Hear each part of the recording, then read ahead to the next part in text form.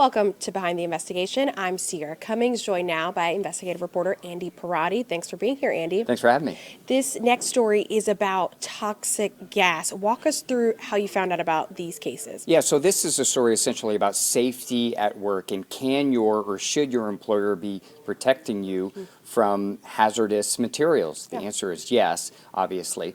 But this particular instance is about a warehouse owner that stores material that has been treated with a chemical called ethylene oxide. And ethylene oxide, according to the EPA, causes cancer.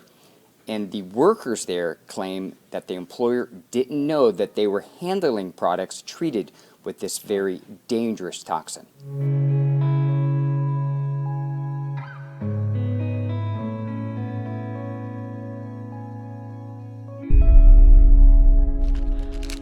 This man's muscle spasm.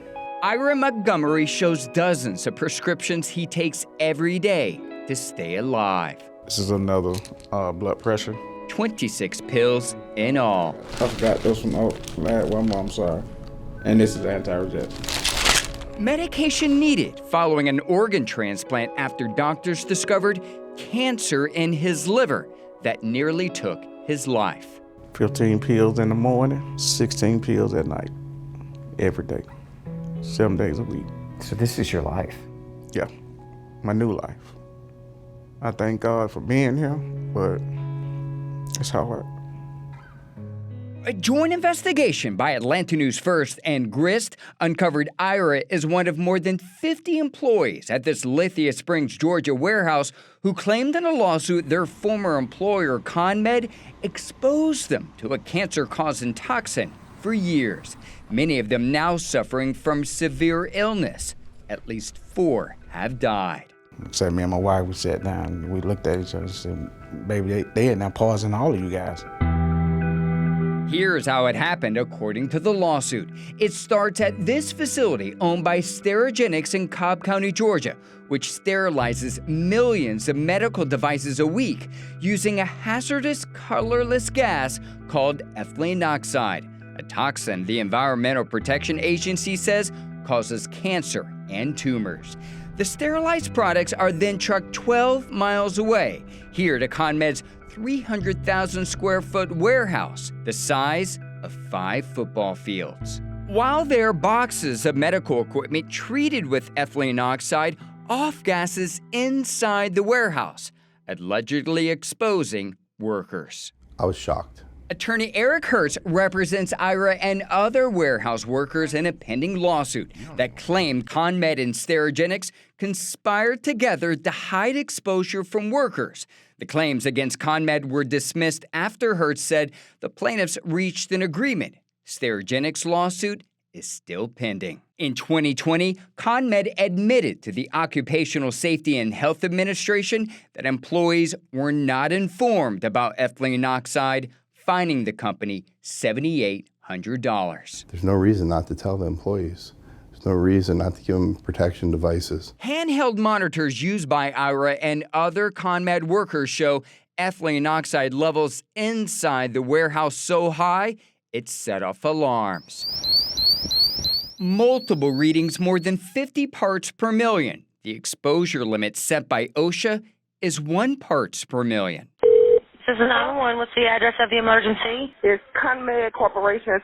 There's an employee. I'm not sure if he's having a seizure or a heart attack. According to county dispatch records, EMS responded to the warehouse at least 22 times since 2016. We just used to have people that come in there and just fall out.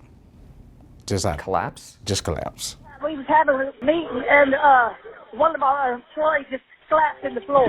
The warehouses where the material that gets sterilized goes to, nobody really thought about them having emissions. Jim Bolin is the air branch chief for the Georgia Department of Environmental Protection. In 2019, the agency tested the air around another Georgia warehouse storing medical equipment. The findings were startling to this date. The warehouse emitting 5,700 pounds of ethylene oxide per year. That's about 9 times higher than the facility where the equipment is sterilized. That's correct. The controlled facility had lower emissions and the warehouse had higher emissions. Wow. I mean, that must have been a surprise to you. Yes, it was a very big surprise. After uncovering elevated levels of the toxic gas, the Georgia Environmental Protection Division now mandates these kinds of warehouse companies must obtain air quality permits, which include monthly testing and new equipment to remove the gas. While Georgia took action, we uncovered warehouses in other states that store products sterilized with ethylene oxide do not have similar regulations. Do you think this is something other states should be looking into as well? I think they should be looking into it. This one here is another anti-rejection. An industry using a dangerous chemical, accused of exposing workers to an invisible threat for years. I gave you 13 years of professional work. I trust you to make it safe for me to come to work. So why you can't just do it right?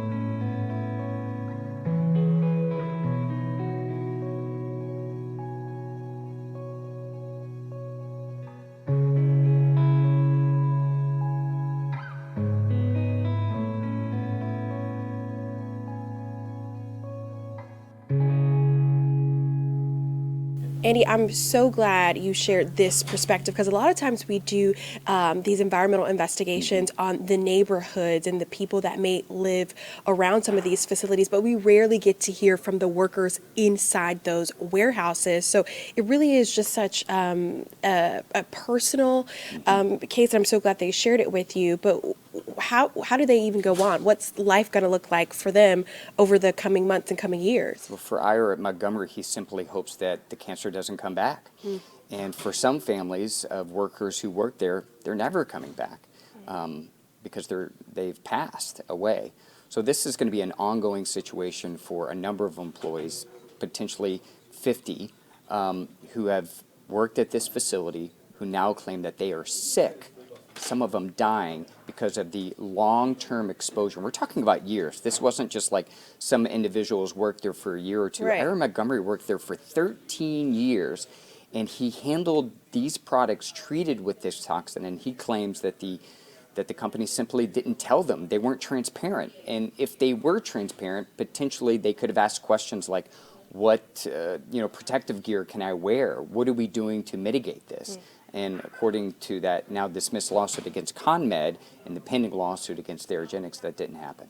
And so you went into what the companies had to say somewhat in that story. I want to dive a little deeper here. Yeah. You mentioned one of those lawsuits already having a resolution, the other still pending. So what's been the reaction, a commentary from these companies? Yeah, so we reached out to ConMed and we sent them a list of questions, including what's your response to Ira saying that you never told them about this toxin that he was potentially exposed to, and a number of questions. They didn't answer any of our questions. They simply just cited us some information on their website, their response to the lawsuit that's now dismissed because of an agreement that they apparently have made with Ira's attorneys.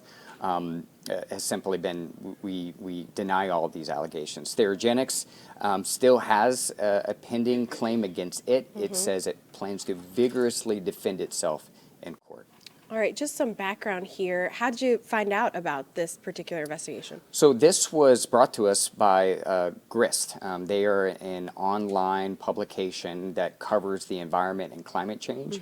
They came to us and they said, hey, listen, I see that you have done previous reporting on ethylene oxide, and we found what may be a loophole in this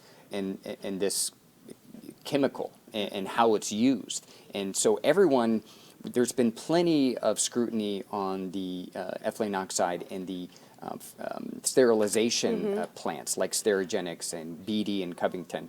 But what really no one really thought about, including the state environmental regulators, is what happens to these products after they're treated and then stored. And what they found, obviously, is that that it still continues to off-gas when it's put in a facility like a warehouse. And if there's not proper ventilation, the exposure is likely. Really important collaboration there between Atlanta News First Investigates and GRIS. Thank you so much for your reporting, Andy. Don't forget, you can find our podcast wherever you get your podcasts and across all streaming platforms. Thanks so much for joining us. This has been Behind the Investigation.